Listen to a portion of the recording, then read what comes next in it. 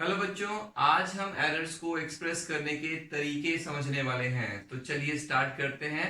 Last video में हम लोगों ने डिस्कस किया था कि एरर्स होते क्या हैं और उनकी टाइप्स क्या है। तो चलिए स्टार्ट करते हैं। इसके साथ में ही सबसे पहला जो तरीका है एरर को एक्सप्रेस करने का वो है एब्सोल्यूट एरर। एब्सोल्यूट एरर क्या होता है, इसको समझाने के लिए मुझे एक एग्जांपल के साथ चलना पड़ेगा। तो मान लीजिए हम एक एक्सपेरिमेंट करते हैं, एक ऑब्जर्वेशन करते हैं। उस ऑब्जर्वेशन में हम क्या करेंगे, किसी लिक्विड के, मान लीजिए कोई लिक्विड है, उस लिक्विड के बॉइलिंग पॉइंट को मेजर करेंगे। हमें इसका बॉइलिंग पॉइंट कैलकुलेट करना है। तो उसके लिए हमें यहां पर इसमें थर्मोमीटर लगाना पड़ेगा और इसे हम नीचे से हीट करेंगे। यहां पर हम एक लैंप लगा देते हैं, स्पिरिट लैंप कहते हैं इसको, ये लगा देते हैं। टेम्परेचर बढ़ता जाएगा और यहां से इसका बॉइलिंग पॉइंट मेजर होगा। अब बच्चों, इसका बॉइलिंग पॉइंट तो हमें पता नहीं है एक्चुअली कितना है। तो हम क्या करेंगे, हम ये करेंगे कि हम इसकी रीडिंग को एक बार नहीं, 3, 4 या 5 या 6 बार नोट करेंगे। फिर वो सभी रीडिंग्स को हम लिखेंगे। तो मान लीजिए पहली बार जो आपने रीडिंग ली वो आई 99 डिग्री सेल्सियस। दूसरी बार जो उसका बॉइलिंग पॉइंट आपने मेजर किया उसमें जो रीडिंग आई वो आई 100 डिग्री सेल्सियस। और तीसरी बार जो मेजर किया वो आई 101 डिग्री सेल्सियस। 4 टाइम किया तो आया 98 डिग्री सेल्सियस। और 5 टाइम दोबारा किया तो आपकी रीडिंग आई 102 डिग्री सेल्सियस। तो बच्चों 5 बार आपने इस रीडिंग को कैलकुलेट किया। इसके बाद मान लीजिए मैं इसका नाम रख देता हूं x1, x2, x3, x4 and x5। तो ये 5 बार हमने इसके बॉइलिंग पॉइंट को मेजर किया। अब बच्चों तो एक्चुअली हमें बताइए इसका बॉइलिंग पॉइंट होगा क्या, 99 होगा या 100 होगा या 101 होगा या 98 होगा। इनमें से कौन सी वाली वैल्यू एक्चुअल वैल्यू होगी हमें नहीं पता है। इसलिए हम क्या करेंगे, हम इन सब का मीन वैल्यू कैलकुलेट करेंगे। तो बच्चों मीन वैल्यू कैसे निकालते हैं, इन सबको ऐड करो। तो ऐड करके आएगा 500 और इसको डिवाइड कर दो नंबर ऑफ टर्म से, 5 से, that will give you 100 degree Celsius. तो बच्चों जो आपकी मीन वैल्यू आती है ना, मैं पहले बता चुका हूं, जो मीन वैल्यू होती है वो आपकी एक्चुअल वैल्यू के बहुत ज्यादा क्लोज होती है। तो इसलिए जो मीन वैल्यू होगी हम उसी को उस लिक्विड का बॉइलिंग पॉइंट मान लेंगे, क्योंकि mean value is very very close to actual value. तो हम इस तरह से इसको लिख सकते हैं। तो चलिए स्टार्ट करते हैं। एब्सोल्यूट एरर क्या होता है। तो चलिए, अब ये थी हमारी फर्स्ट मेजरमेंट, ये सेकंड थी, ये थर्ड थी, फोर्थ और फिफ्थ है। एब्सोल्यूट एरर को डिनोट करेंगे डेल्टा एक्स बार से। It is denoted by delta x bar. और इसको कैसे डिफाइन करेंगे, तो कहेंगे absolute error is the difference between mean value and observed value.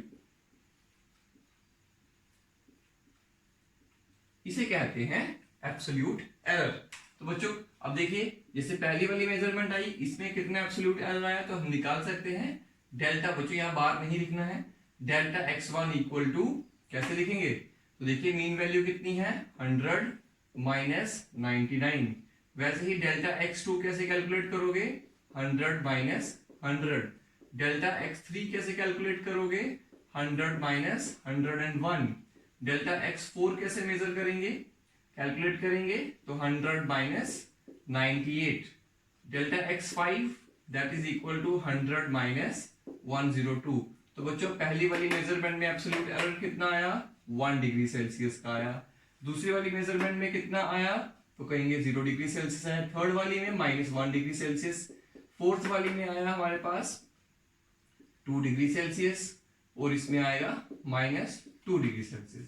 तो इसको बच्चों कहते हैं एब्सोल्यूट एरर। तो याद रखिएगा एब्सोल्यूट एरर क्या होता है, मीन वैल्यू जो सभी मेजरमेंट्स का मीन निकला उसका, और जो एक्चुअल मेजरमेंट होती है मतलब ऑब्जर्व्ड वैल्यू होती है, उन दोनों के बीच के डिफरेंस को हम एब्सोल्यूट एरर कहते हैं। तो बच्चों दूसरा तरीका होता है इसी एरर को बताने का, हम उसको नोट करते हैं number 2। Number 2 is mean absolute error. Mean absolute error क्या है, तो बच्चों नाम से ही क्लियर हो रहा है, एब्सोल्यूट एरर्स का मीन कैलकुलेट करो, तो बस बन गई बात। तो डेल्टा एक्स बार इसको डिनोट करने के लिए यूज करेंगे, बार माने तो एवरेज वैल्यू। कैसे निकालेंगे, देखिए डेल्टा एक्स वन का मॉड मतलब उसकी positive value, plus delta x two plus so on delta x n. जितनी भी आपने मेजरमेंट्स की हुई हैं, जितनी बार एक्सपेरिमेंट को रिपीट करके वैल्यूज ली हैं, उन सभी वैल्यूज के उस सभी वैल्यूज के एब्सोल्यूट एरर्स को ऐड करो। याद रखिएगा, जैसे इस केस में -1 आया है तो हमें यहाँ पर -1 नहीं लिखना है, यहाँ पर हमें +1 ही लिखना है, तभी मैंने मॉड लगाया यहाँ पे, और नंबर ऑफ टर्म से डिवाइड कर दो। तो इस केस के लिए आप कैलकुलेट आराम से कर सकते हो। तो इस तरह से लिखा जाता है मीन एब्सोल्यूट एरर को। बच्चों थर्ड तरीका होता है एक्सप्रेस करने का एरर को, रिलेटिव एरर। तो रिलेटिव एरर कैसे कैलकुलेट करते हैं, चलिए देखते हैं। रिलेटिव एरर को डिनोट करते हैं डेल्टा एक्स से। अब आप सोचेंगे ये भी डेल्टा और ये भी डेल्टा, तो बिल्कुल बच्चों ये देखिए, ये डी और ये भी डी होता है, ये कैपिटल डी है, ये स्मॉल डी है। उसी तरह से ये डेल्टा और ये भी डेल्टा, वो कैपिटल डेल्टा वो स्मॉल डेल्टा। तो डेल्टा एक्स इक्वल टू, इसका जो डेफिनेशन हुआ वो क्या होगा, तो कहेंगे mean absolute error divided by mean value. It is a ratio of, relative है तो रेशियो ही होगी, मीन एब्सोल्यूट एरर का रेशियो मीन वैल्यू के साथ जो भी होगा उसे रिलेटिव एरर कहते हैं। चलिए उसके बाद number 4 that is percentage error. Finally हम परसेंटेज एरर को डिफाइन करेंगे। Percentage error that is equal to, percentage error is equal to कितना एरर हुआ, मतलब mean absolute error, actual value माने तो मीन वैल्यू, कितना एरर हुआ, कितने में से हुआ, multiply 100, that will give you the percentage error. तो बच्चों इस तरह से हम एरर्स को एक्सप्रेस करते हैं। चलिए बच्चों इसी कॉन्सेप्ट पे एक प्रॉब्लम चेक करते हैं, देखते हैं इसमें क्या दिया हुआ है। हमें ये बताया गया है कि जब हमने वाटर का रिफ्रैक्टिव इंडेक्स मेजर किया अलग अलग बार, तो उसकी वैल्यूज हमारे पास, पहली बार मेजर किया तो वैल्यू आई 1.29, दूसरी बार मेजर किया तो आई 1.33, थर्ड टाइम किया 1.34, फिर दोबारा मेजर किया 1.35, फिर 1.32, फिर 1.36, फिर 1.30 एंड फाइनली 1.33। तो ये कोई 4 और 4 8 बार रिफ्रैक्टिव इंडेक्स को मेजर किया गया। सेम लिक्विड था, दैट इज वाटर। पूछ रहे हैं कि हमारे पास इसकी एवरेज वैल्यू क्या होगी, एब्सोल्यूट एरर क्या होगा, इसमें मीन एब्सोल्यूट एरर क्या होगा, रिलेटिव एरर क्या होगा, परसेंटेज क्या होगा। बच्चों इस तरह के क्वेश्चंस आपको हर बुक में मिलेंगे और एग्जाम्स में भी पूछे जाते हैं, इसलिए इस तरह के क्वेश्चंस को प्रैक्टिस करना बहुत जरूरी है। तो चलिए देखते हैं इस तरह की प्रॉब्लम को कैसे किया जाता है। तो जब सबसे पहले हम कैलकुलेशन करते हैं, नंबर 1 स्टेप, नंबर 1 है मीन वैल्यू। तो बच्चों सबसे पहले हमें मीन वैल्यू को ही कैलकुलेट करना पड़ेगा। तो कैसे करेंगे मीन वैल्यू को कैलकुलेट, तो देखिए हम क्या करेंगे, इन सबको ऐड करेंगे, 1.29 plus 1.33 plus 1.34 plus 1.35 plus 1.32 plus 1.36 plus 1.30 plus 1.33। बच्चों ये दो अलग अलग रीडिंग्स हैं, कोइंसिडेंटली वैल्यू सेम आई है, तो इसलिए इसको अलग अलग ही रखिएगा। तो टोटल 8 रीडिंग है तो 8 से डिवाइड करेंगे। जब आप इसको 8 से डिवाइड करेंगे तो जो रिजल्ट आपके पास बनेगा वो बनेगा 1.3275। तो ये वैल्यू इसकी आएगी, और इसको आप ऐसे भी लिख सकते हैं 1.33। कैसे, इसको राउंड ऑफ करके कर सकते हैं। आप यहां से 7 को ड्रॉप करो, जब 7 को ड्रॉप करोगे तो 2 1 वैल्यू से इंक्रीज हो जाएगा, तो 2 का 3 लिखा जाएगा। अच्छा, उसके बाद मीन वैल्यू कैलकुलेशन हो गया। नंबर 2 हमें निकालने हैं एब्सोल्यूट एरर।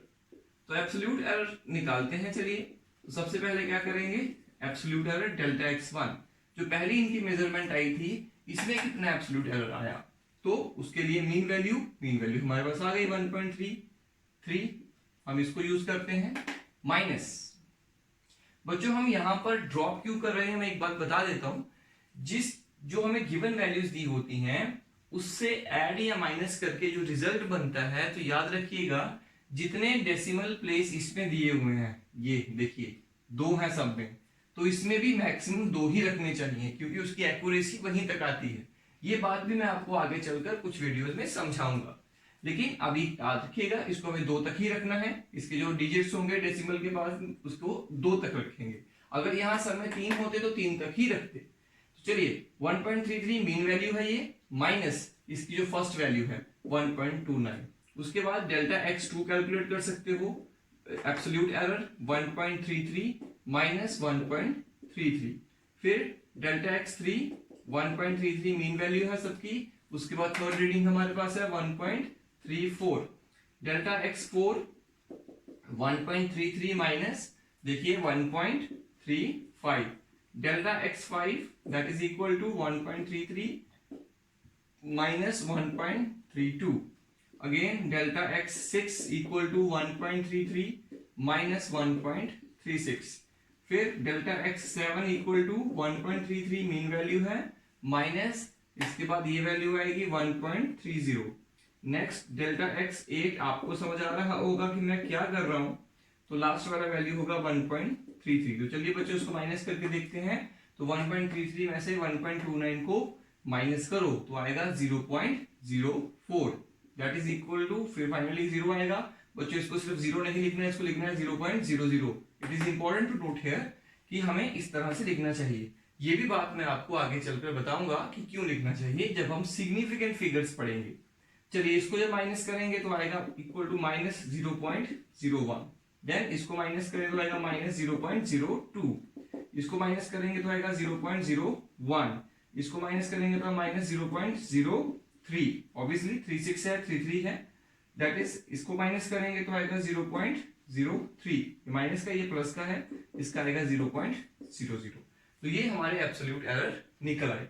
बच्चों एब्सोल्यूट एरर के बाद नंबर 3 जो है that is mean absolute error. तो चलिए मीन एब्सोल्यूट एरर को भी कैलकुलेट करते हैं।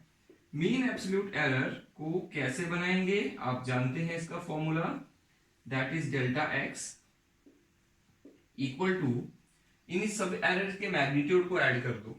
तो सबसे पहले क्या है 0.04 प्लस 0 प्लस, मैं थोड़ी जगह बचाने के लिए यहाँ पे सीधा 0 लिख रहा हूं, तो यहाँ पे आएगा 0.01। तो याद रखिए ये माइनस का है, ये माइनस का है लेकिन हमें यहाँ पे प्लस का ही लिखना है, ये मैंने आपको बताया हुआ है।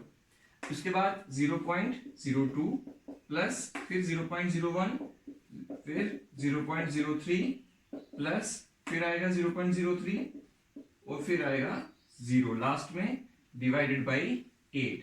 बच्चों जब इन सब को आप डिवाइड करेंगे तो you will come to know कि इसकी वैल्यू जो होगी वो होगी 0.0175, और इसको भी हमें 2 डेसिमल तक ही रखना है, इसलिए इसका आएगा 0.02। बच्चों इसका आएगा 0.02, इस तरह से हम इसको लिख सकते हैं। तो ये इसका आ गया mean absolute error. Mean absolute error के बाद हम निकालेंगे इसमें नंबर 4 स्टेप हमारे पास है रिलेटिव एरर। तो रिलेटिव एरर कैसे निकालेंगे देखते हैं। रिलेटिव एरर को डिनोट करते हैं हम लोग डेल्टा एक्स से, और वो किसके बराबर होता है आप जानते हैं, mean absolute error that is 0.0175 divided by mean value, and what is the mean value 1.33। जब इन दोनों को डिवाइड करेंगे तो हमारे पास जो रिजल्ट आएगा वो आएगा 0.015, that is approximately equal to 0.02। Obviously अगर हम 2 डेसिमल तक रखेंगे, ये 5 है तो इसको 1 से रेज करना पड़ेगा। चलिए नंबर 5 पे क्या निकालेंगे, percentage error. Percentage error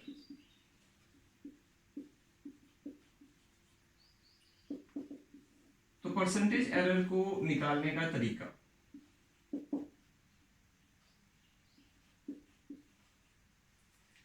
percentage error equal to, मैं आपको फॉर्मूला बता चुका हूं, mean absolute error upon mean value multiply 100, ये आएगा 0.0175 upon 1.33 multiply 100, that comes out to be 1.5%, and this is the final result. तो इस तरह से हम इसको कैलकुलेट कर सकते हैं। तो एक बार फिर से देखते हैं हमें क्या दिया गया था, हमें बताया गया था कि वाटर का रिफ्रैक्टिव इंडेक्स के वैल्यूज अलग अलग बार मेजर किए थे तो अलग अलग रीडिंग्स आए थे। हमें बताना है कि इनका मीन वैल्यू क्या होगा इस मेजरमेंट का, इसका एब्सोल्यूट एरर कितना होगा, मीन एब्सोल्यूट एरर कितना होगा, रिलेटिव एरर कितना होगा और परसेंटेज एरर कितना होगा। तो सबसे पहले हमने क्या किया, इसका मीन वैल्यू निकाल दिया, इन सभी वैल्यूज को ऐड किया और divided by number of values कर दिया। उसके बाद एब्सोल्यूट एरर निकाला। वो कैसे निकालना है, जो फर्स्ट स्टेप पे मीन वैल्यू आया उस मीन वैल्यू से पहली रीडिंग का जो वैल्यू था मेजर्ड वैल्यू उसको माइनस किया, फिर दूसरी का किया, तो हर केस के लिए एक एक एब्सोल्यूट एरर आ गए। फिर सभी का एवरेज निकाला, उस एवरेज को बोलते हैं मीन एब्सोल्यूट एरर। तो मीन एब्सोल्यूट एरर के बाद फिर हमने निकाला रिलेटिव एरर। वो कैसे निकाला जाता है, mean absolute error divided by mean value, फिर परसेंटेज एरर, तो mean absolute error divided by mean value multiply 100, that gives you percentage error. तो इसमें कितना एरर आया, 1.5% एरर आया है। एक प्रॉब्लम मैं आपको होमवर्क के लिए देता हूं ताकि आप घर बैठकर इसको प्रैक्टिस करें। तो ये प्रॉब्लम में क्या दिया हुआ है एक बार डिस्कस कर लेते हैं बच्चों। देखिए एक वायर है हमारे पास, एक वायर है, कोई वायर होगी, उस वायर के डायमीटर को मेजर किया गया। बच्चों हम कभी भी वायर के डायमीटर को अगर मेजर करें तो हमारे पास एक डिवाइस है स्क्रू गॉज, इसके बारे में भी हम पढ़ेंगे। स्क्रू गॉज एक डिवाइस होता है, आप इसको 11th के प्रैक्टिकल्स में देखेंगे, हम भी किसी वीडियो में इसको स्टडी करेंगे। स्क्रू गॉज से हम इसके डायमीटर को मेजर कर सकते हैं। तो स्क्रू गॉज जो मेजरमेंट किए अलग अलग बार, वो उसके रीडिंग्स हमारे पास आए। पहली बार मेजर किया था तो इतना रीडिंग आया, दूसरी बार, तीसरी बार, चौथी बार, पांचवी बार और छठी बार। तो 6 बार हमने इसका डायमीटर नापा और हर बार रीडिंग अलग अलग आया। अब हमें ये डिसाइड करना है कि इसका एक्चुअल रीडिंग कितना है, एक्चुअल डायमीटर कितना है। तो एक्चुअल डायमीटर जानने के लिए जितनी भी रीडिंग्स हमारे पास हैं उनका मीन वैल्यू लिया जाता है, और जो मीन वैल्यू है फिर हम उसी को इसके डायमीटर मान देंगे। तो एक्चुअल वैल्यू ही एक्चुअली मीन वैल्यू मानी जाती है। तो बच्चों इसमें कैलकुलेट क्या करना है, सबसे पहले मीन वैल्यू कैलकुलेट करो, फिर एब्सोल्यूट एरर, फिर मीन एब्सोल्यूट एरर, फिर रिलेटिव एरर और फिर परसेंटेज एरर। तो ये सारे एरर्स पिछले क्वेश्चंस की तरह आपने इसमें भी कैलकुलेट करने हैं। तो जब भी आप घर पे बैठेंगे इसको करने के लिए तो पहले उस प्रॉब्लम को खुद करिएगा जो मैंने पहले करवाई, उसके बाद इसको प्रैक्टिस करिएगा। तो बच्चों ये प्रॉब्लम सिर्फ प्रैक्टिस करने के लिए है, ये प्रैक्टिस से ही आपको आएंगी सही से।